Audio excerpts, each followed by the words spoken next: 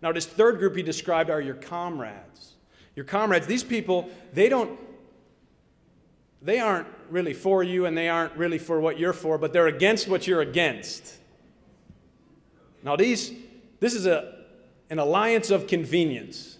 And it's really not all bad. I mean, usually these alliances have a value, they have a purpose. They're short-lived and usually to accomplish a particular purpose. But don't be confused. Once that purpose is served, that person will fall out of your life because they don't really care about you. And they don't really care about what you care about.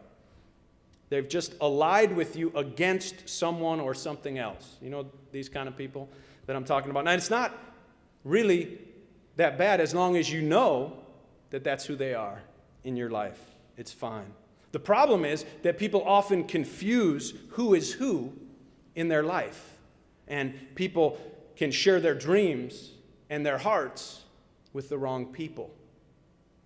Now, I don't know about you, but I've been there. I've been there like that young boy laying my face down in my bed, just wishing that I would never wake up, feeling that bad and that low and that awful in my own life. And I believe that at those times, if we're open and if we're willing, there will be someone who emerges to guide us through. God provides us with angels in those moments, usually in the form of other people. These are blessed companions. Now, how do you know when someone's a blessed companion?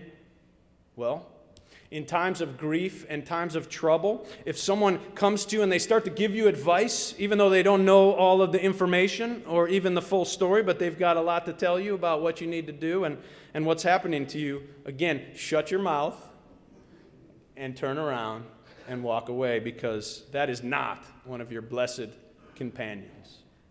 Or in difficult times, if someone comes to you and they make you feel that it's your fault, turn around, walk away.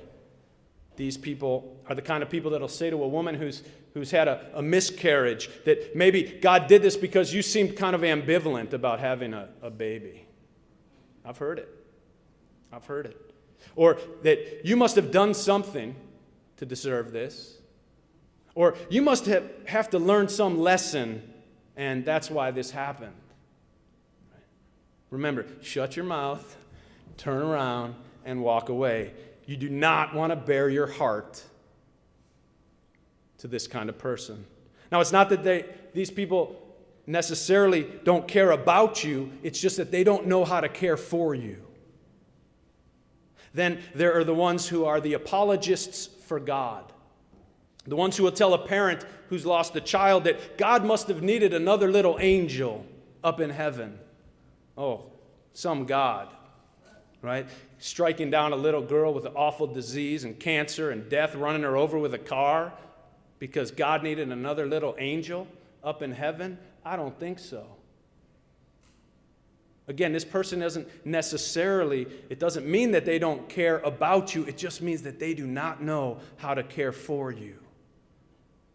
I call people who say these kinds of things uninitiated souls.